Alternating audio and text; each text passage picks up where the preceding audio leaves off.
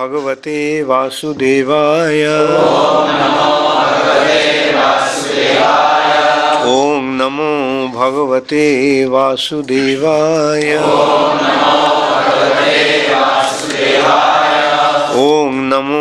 भगवते वासुदेवाय।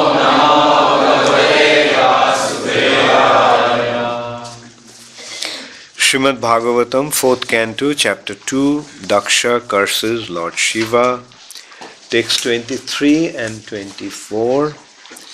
Verse 23rd doesn't have any purport, so I will read it through.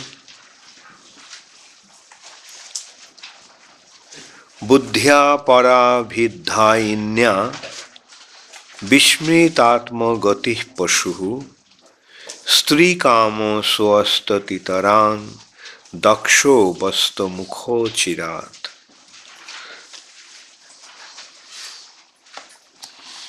Translation by His Divine Grace, Srila Prabhupada. Dakṣa has accepted the body as all in all.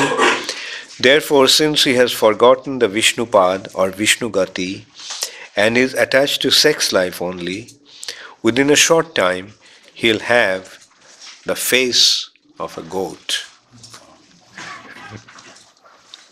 What a curse, huh? 23, which has been written on the board.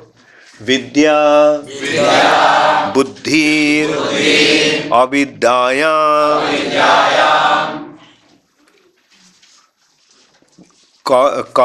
karma-mayyām, asau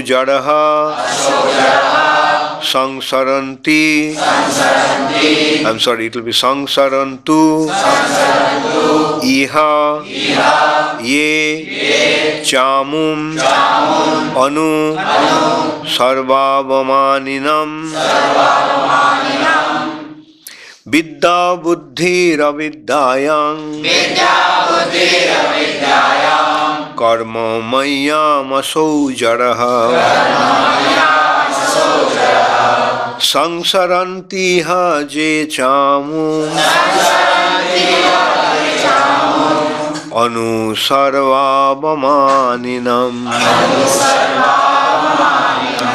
vidyā-buddhir avidyāyāṁ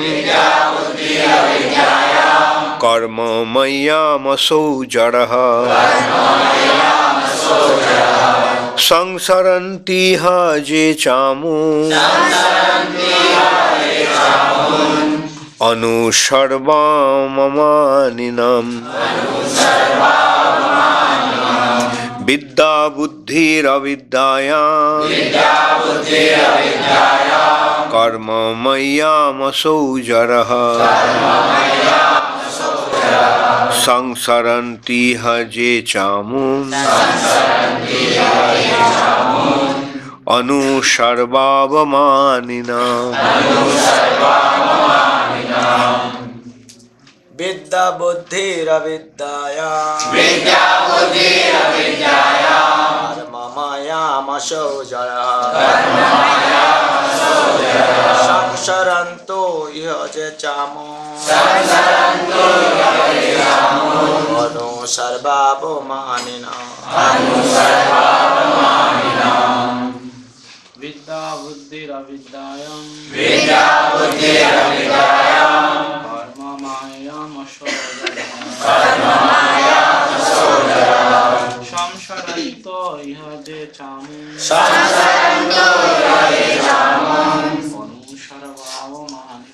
anu sarvāvamaninam vidyā-buddhir avidyāyāṁ karma-mayyām asau saṁsarantv ye cāmum anu sarvāvamaninam vidyā-buddhir avidyāyāṁ karma-mayyām asau saṁsarantv ye cāmum anu sarvāvamaninam vidyā-buddhir-vidyāyāṁ karma-mayyām asau saṁsarantv iha ye cāmum anu-sarvāvamāninām vidyā-buddhir-vidyāyāṁ karma-mayyām asau saṁsarantv iha ye cāmum anu-sarvāvamāyām nivaham. Mataji's.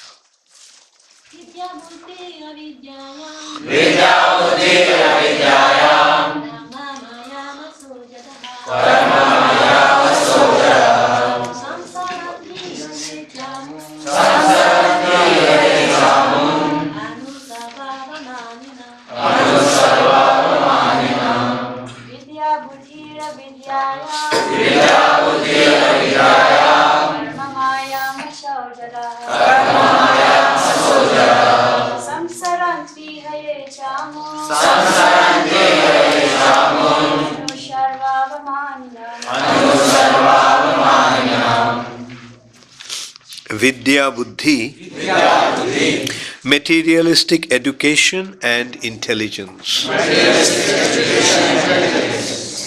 Avidyāyāṁ, in nations.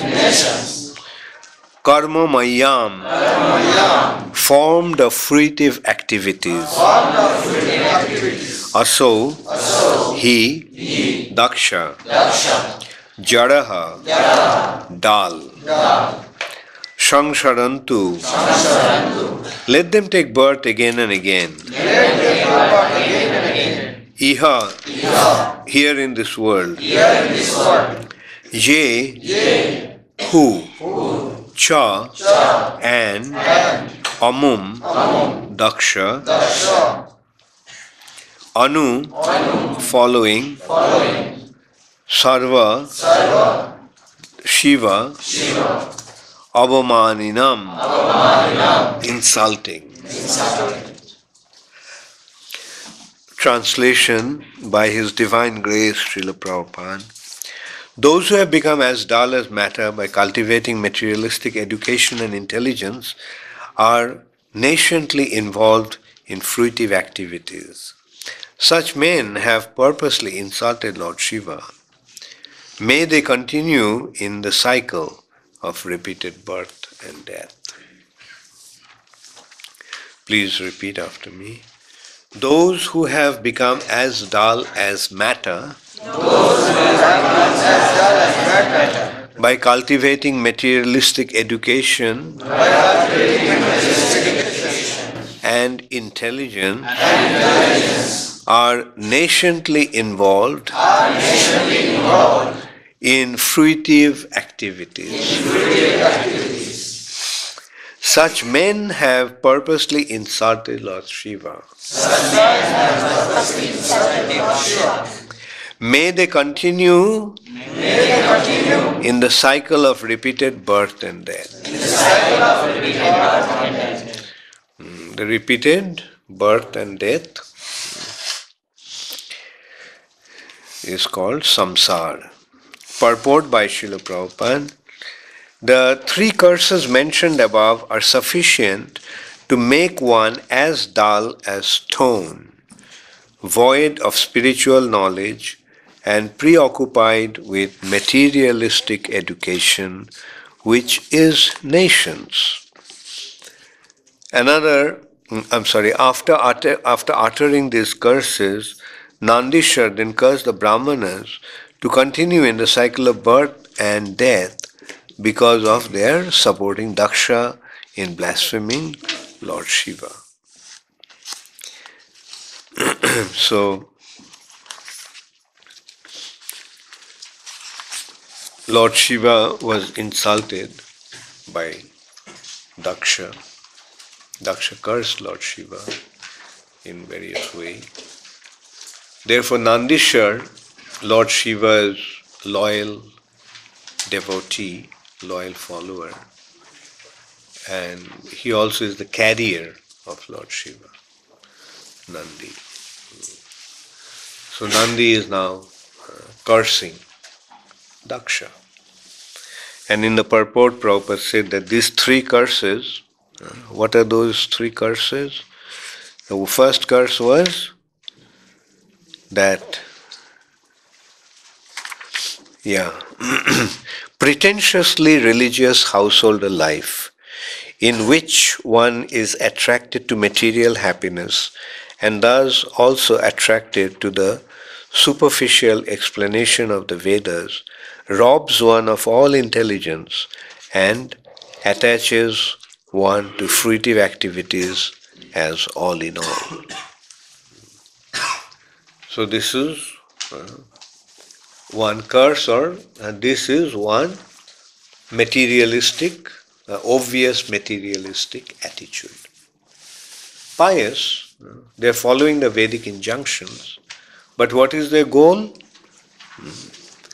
They are attracted by the instructions of the Vedas, but this part of the Vedic instructions, which has been described in Karma Kanda, has been described as jamimang pushpitang vacha, flowery words. Why flowery?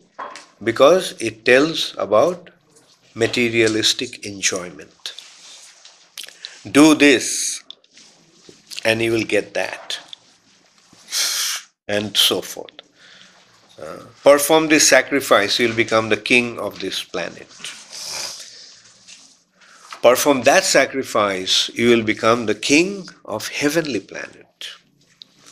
Perform so many sacrifices, you will be elevated to Brahma Sattva-loka. So isn't it very alluring? Come, get a job, you'll get so much money. This is also an extension of that mentality. Jamimang pushpitang vacha, flowery words. You get this.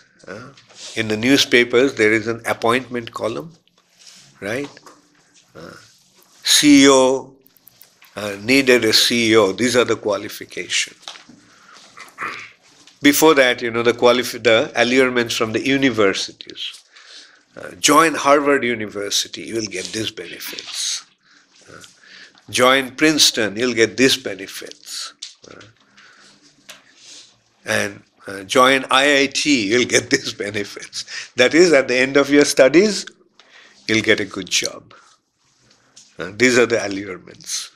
Pushpitang vacha, flowery words. But is there any enjoyment in this material nature? That we discussed quite extensively yesterday. If this is a prison house, and if this body is an instrument to receive pain, where is the possibility of enjoyment? Can a prisoner enjoy in the prison house? But in the prison house, if there is a advertisement, get promoted to first class prison, there will be lots of enjoyment. You'll get a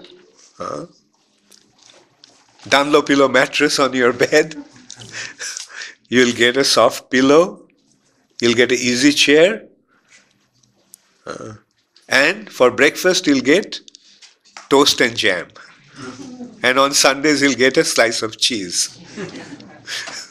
So these are the benefits of being promoted to first class prison.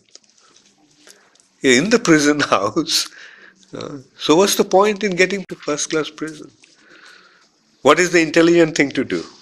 Gaura? To surrender unto the king. Very good, to surrender unto the king or king of kings? Okay. Surrender to, you're a prisoner. You have been put into prison because you didn't accept the law of the king. You broke the law. King gave the law and you broke the law. That means you have defied the authority of the king. Therefore, you are put into prison. The king said, drive the car from on the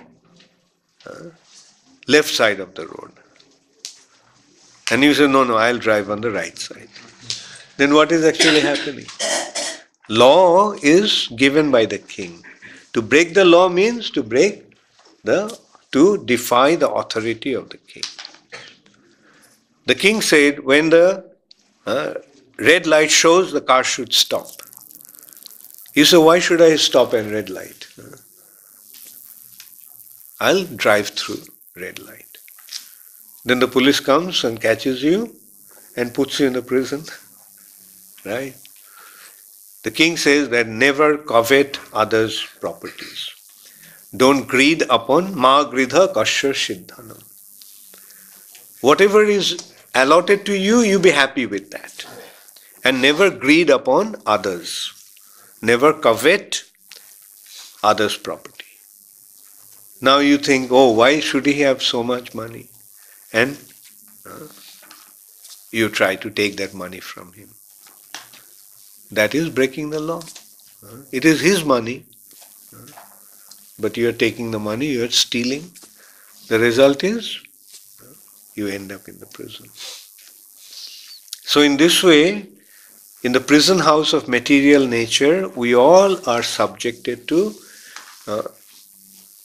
different types of punishments in this prison house simply because we have disregarded the law of the Supreme Personality of Godhead. What is the law given by the Supreme Personality of Godhead? Man mana bhavo, mad bhakto, mad jaji, mang namaskuru. And if you think, no, why should I think of Krishna? I'll think of Sunil Gavaskar. Or I'll think of Amitabh Bachchan.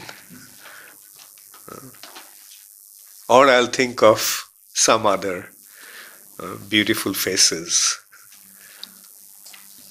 So Krishna says, Man mana bhavo. I gave you the mind simply to think of me, but you are misutilizing that mind for thinking about somebody else or something else. So that is defying Krishna's instruction. Krishna says, Sarva dharman parityajya mam ekam sharanam braja. So these are the laws given by Krishna. Now if you defy that, that means you are not accepting Krishna's authority. And the result is imprisonment in the material nature. Krishna says, Aham sarvasya prabhavo matta sarvam pravartate. And you think, why Krishna? Aham sarvasya prabhavo matta sarvam pravartate. I am the source of everything. I am the origin of everything. And everything is revolving around me. Isn't that what is happening in the material nature? Everyone is thinking that the whole creation is revolving around him or her. And the result is punishment. We suffer in this material nature, being subjected to threefold miseries. Different types of miseries. Miseries caused by our body. Miseries caused by our mind. Now this also we discussed previously.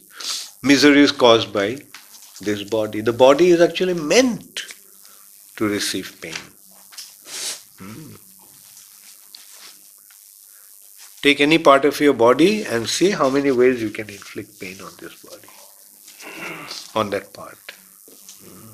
But now you consider in how many ways you can give pleasure to that part of the body. In how many ways you can give pleasure to your little finger. Can you think of some ways of giving pleasure? But in how many ways you can give pain to your finger? We can cut the finger. Okay, one. Pinching the finger. Pinching the finger. Cut the finger. Okay. So there's so many ways you can give pain to this finger, but in how many ways you can give pleasure to the finger? And mind you, that applies to every single part of the body.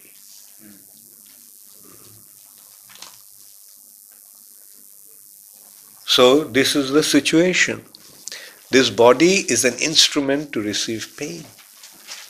And this material nature is a place of suffering.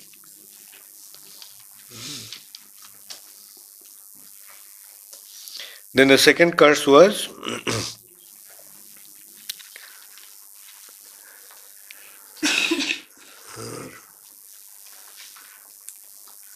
so first is materialistic people, they will accept that enjoyment in the material nature is the goal of life. And whatever opportunities and prospects are there, that is desirable. The second curse that Dakṣa received was Dakṣa has accepted the body as all in all.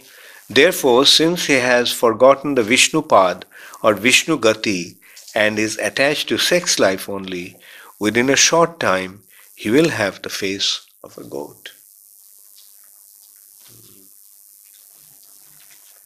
So there are two ways, Krishna or Maya.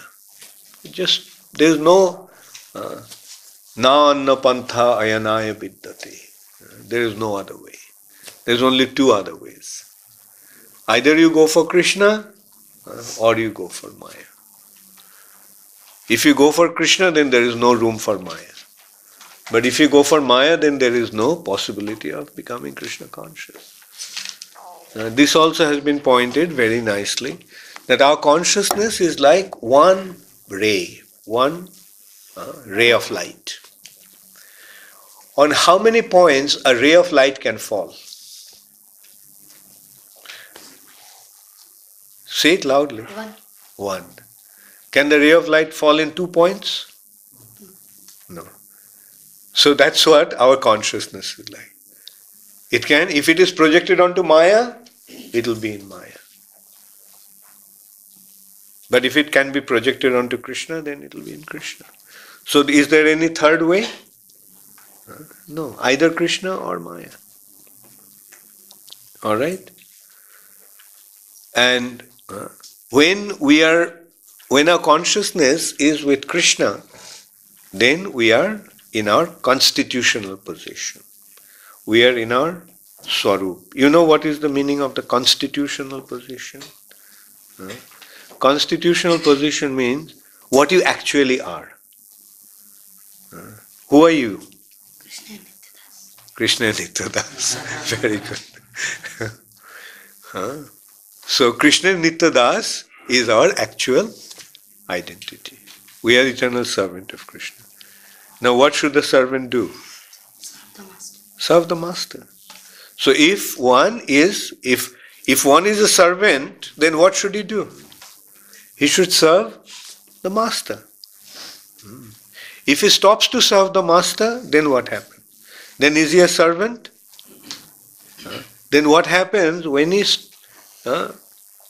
stops to serve Krishna?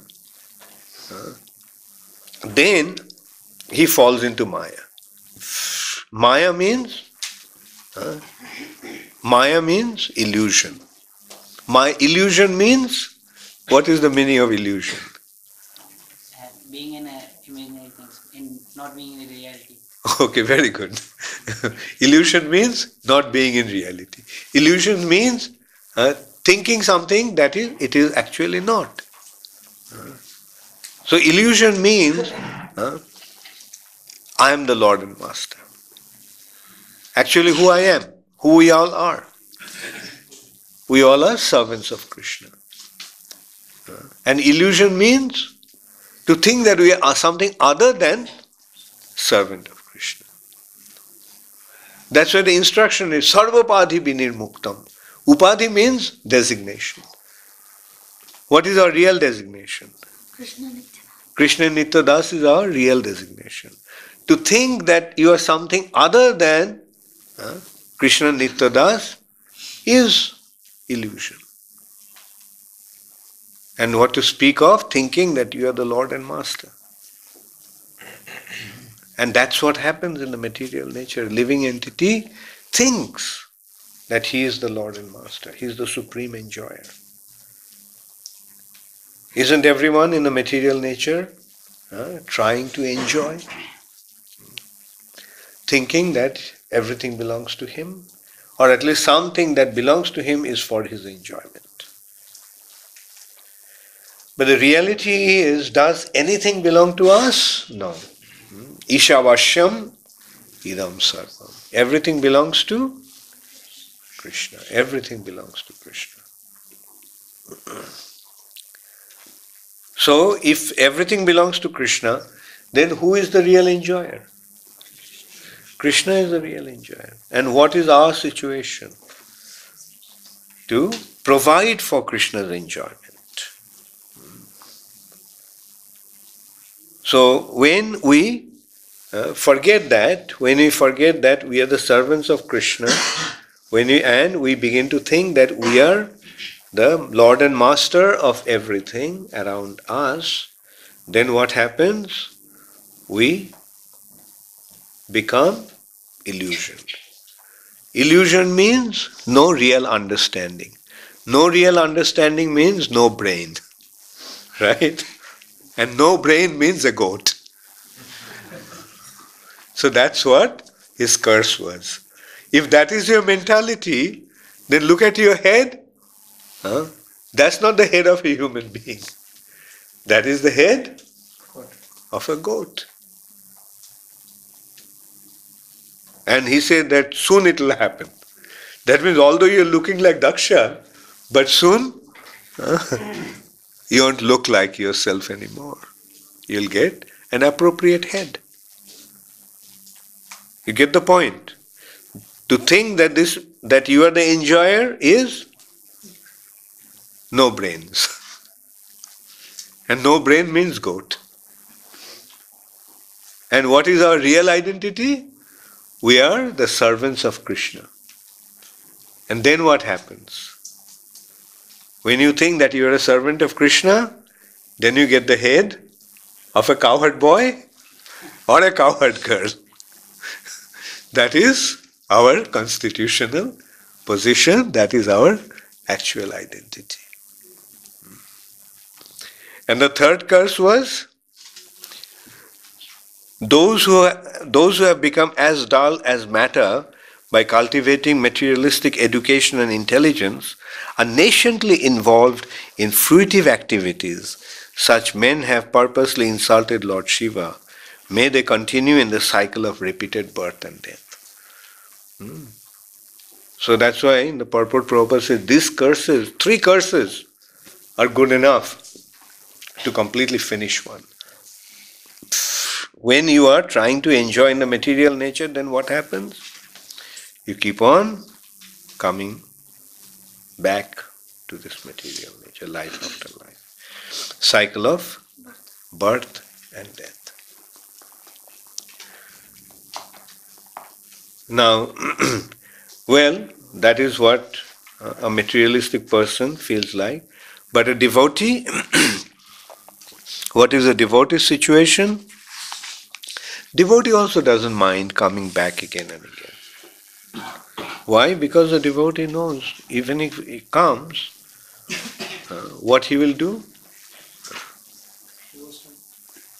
Like for example, a devotee will simply serve Krishna. So when you are serving Krishna, does it matter where you are? Just like we see the devotees, when they are in India, what they are doing? What they are doing? Devotees in India? Devotees in India, what they are doing? So much. Why do you have to think so much? Serving the Lord.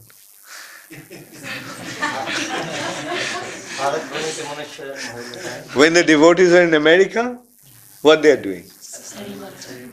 When the devotees are in Australia, what they are doing? When the devotees are in heavenly planet, what they will do? When the devotees go to hellish planet, what they will do? So, does it matter where devotee is? Because he is simply engaged in serving Krishna. And when you are serving Krishna, where are you? When a devotee serves Krishna, where is he? He is in the spiritual sky. So when you are in the spiritual sky, does it really matter where geographically you are? In this respect, we can also consider one example. Like think of a very poor country in this world.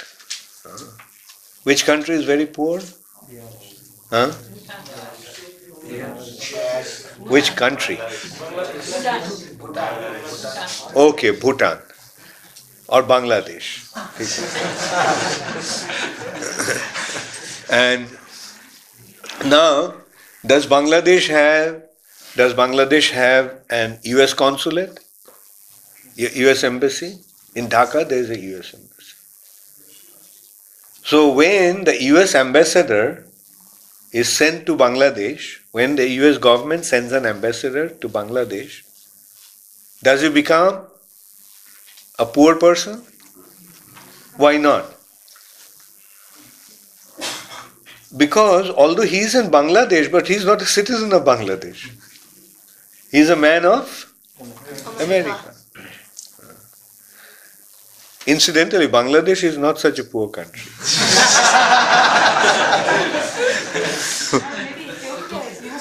Right, yeah. Some of the African countries are. Bangladesh, Somalia, yeah. So these are very poor countries. Bangladesh is a very opulent, naturally it's very opulent country. Very opulent country.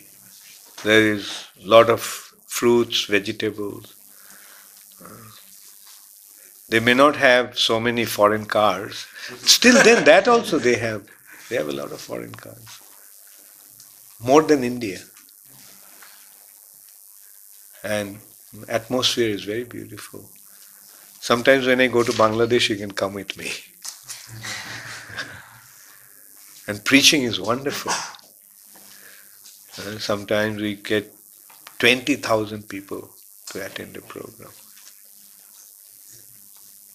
We had a program in Surat, 5,000 students came, and everybody thought that was such a grand program. And I was telling them, you haven't seen Bangladesh.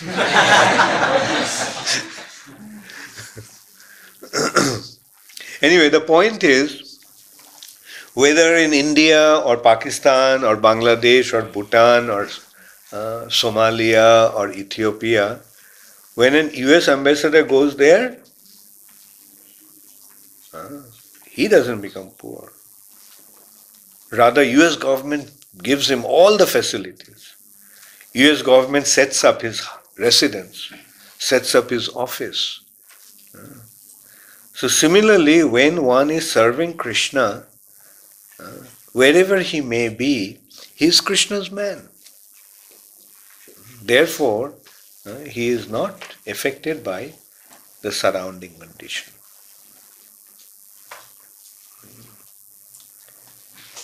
So in that way, the materialistic people's attitude and a devotee's attitude externally may appear to be alike, but they are diametrically opposed.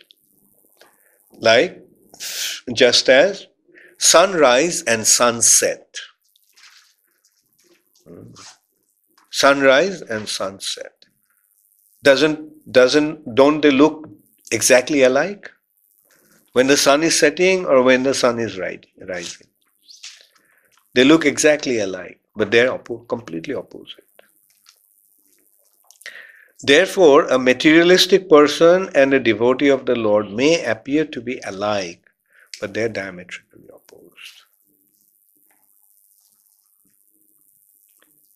A materialistic person goes to market to buy vegetables. A devotee also goes to market to buy vegetables.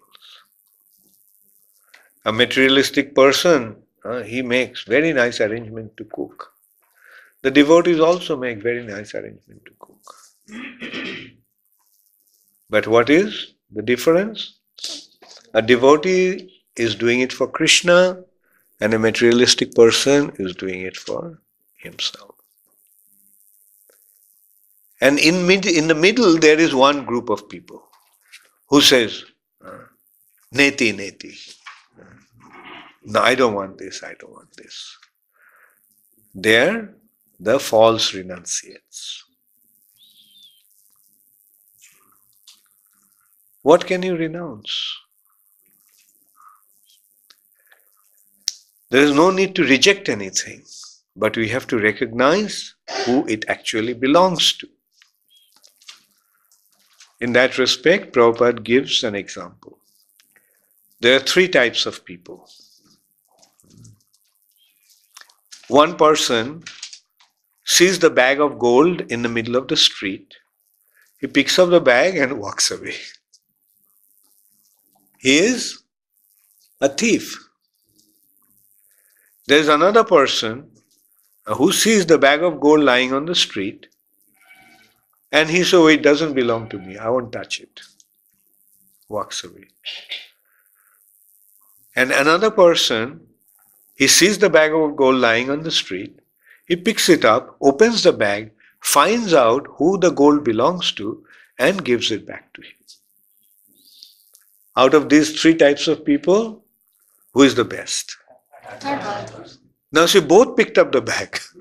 The thief also picked up the bag and this honest person also picked up the bag.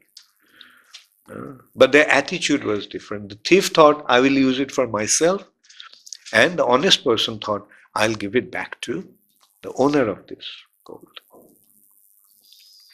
So Isha Vashyam idam sarvam, everything belongs to Krishna. So who should everything be used for? Krishna. And when we do that, then Krishna becomes pleased. And Krishna says, oh, my servant is trying to serve me so nicely. Let me give him all facilities.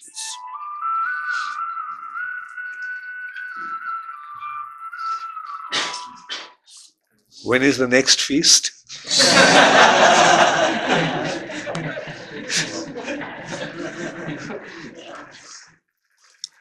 Okay, Leela Purushottam will organize it.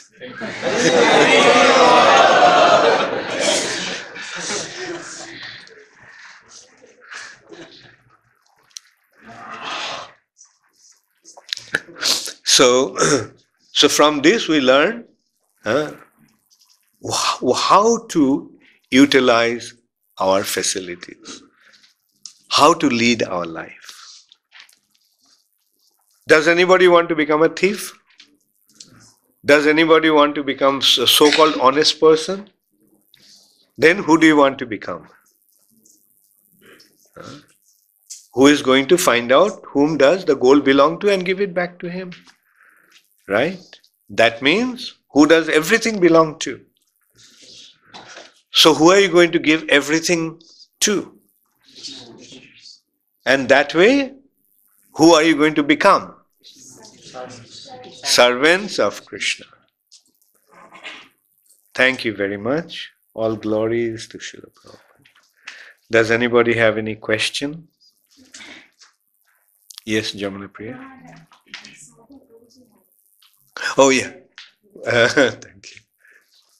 The curse that Dakṣa's face will be coming in the face of the goat. Can we take that more generally, that except for Krishna consciousness, it's not possible to avoid going down to those lower realms of the material nature, animal life. They don't have to go down, they're already there. But we can't. Right, no real elevation. We won't be able to just remain human beings. And no, that's true. Yeah, cycle of birth. For Krishna. Yeah. Something will happen and we'll. Yeah, right, that's true. That's true. Like even if somebody may be elevated to the higher planetary system, then again he'll fall down. Like, there is like inevitable fallen condition without accepting the shelter of Krishna's lotus feet. Thank you, Vatugopal Prabhu. Yes. I had one question from yesterday, and then you mentioned about it today as well. You explained yesterday that how those who are karma-pandis and are attached to the fruitive activity side of the Vedas, how in the heavenly planets they get so much enjoyment and there's no end of it. It doesn't end in suffering like a hangover. So I'm just thinking, I haven't found my question properly, but I was just wanted to hear a bit more about this, Maharaj, that what's going to be their destination eventually, because there's so much pleasure there, they will always be engrossed in that. And then when the time is up, they come down. And then they get again into that sort of activities, fruitive activities, and then they'll go up, so they'll just be stuck within this. Or they'll keep on rotating in the cycle of, sometimes like a Ferris wheel. Is that the Ferris wheel? Goes up and down? No, that is merry-go-round. That goes this way. Yeah, the Ferris wheel. Ferris wheel goes up and down. Yeah. So it's like that. Sometimes up, sometimes down. And yeah, like there is no way of getting out. Just as Gopal Prabhu pointed out, without becoming Krishna conscious, there is no way we can get out of this miserable condition that living entities are in this material nature. See how fortunate we are? We found the secret. Yeah, what's it? I just wanted to ask a bit further then. As devotees, our duty is to preach. Krishna wants us to do that. So how to get through to such people?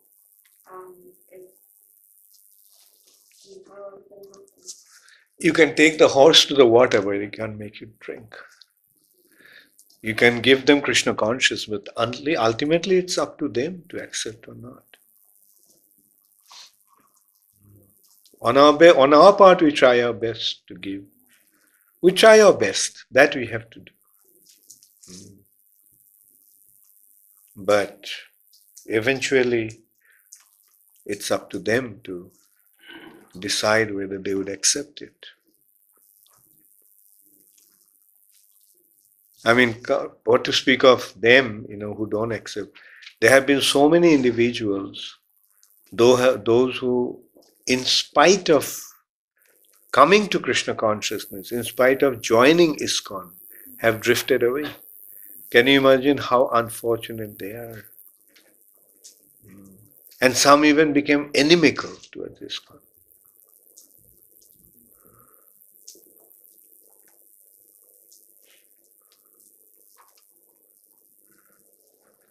Yes.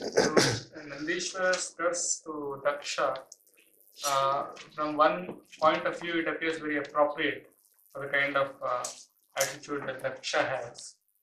But also, Srila Prabhupada says that it was not still appropriate in one of the purports that still he shouldn't have been so rash. Yeah, it's better.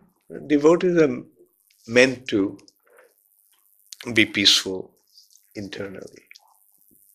But then again, you can't really avoid it. If somebody insults a Vaishnava, he tolerates it.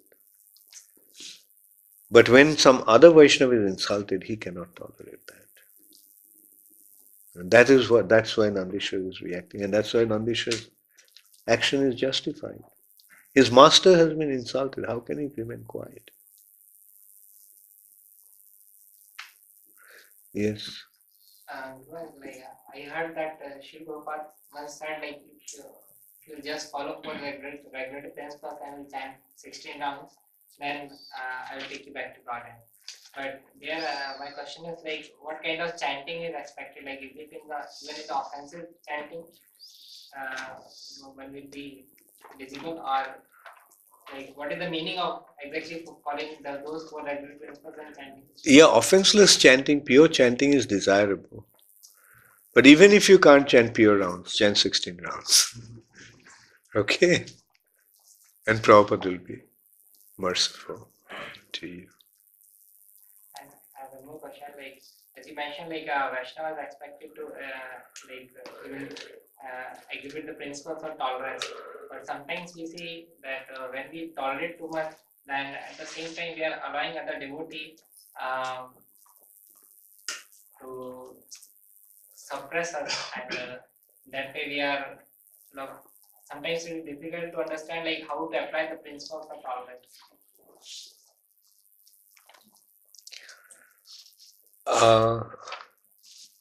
Tolerate as much as possible, and when it reaches the optimum point, then you tell him, Prabhu,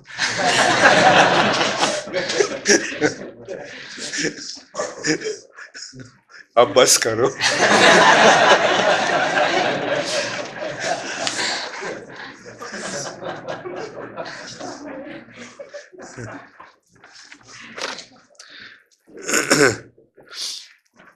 This is from Brajaraj Sutta from Holland.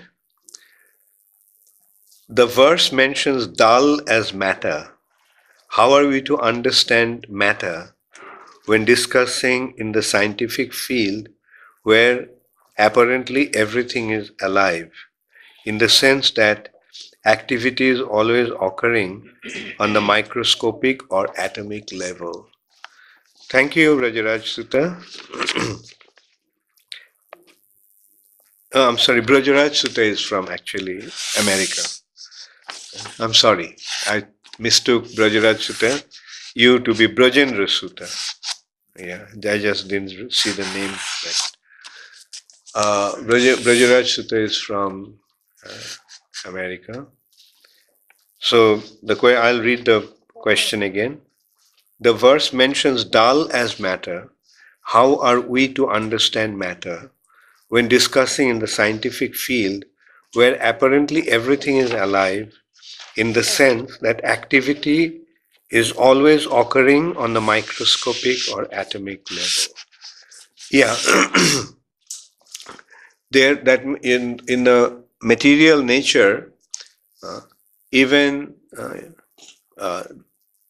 we can see that in a microscopic level also, or in microorganisms, there are life, there is consciousness.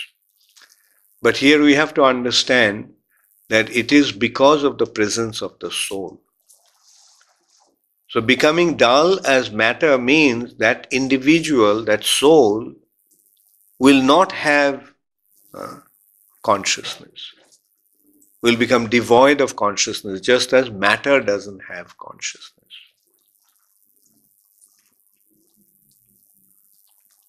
See, there are two things, inert matter and living beings.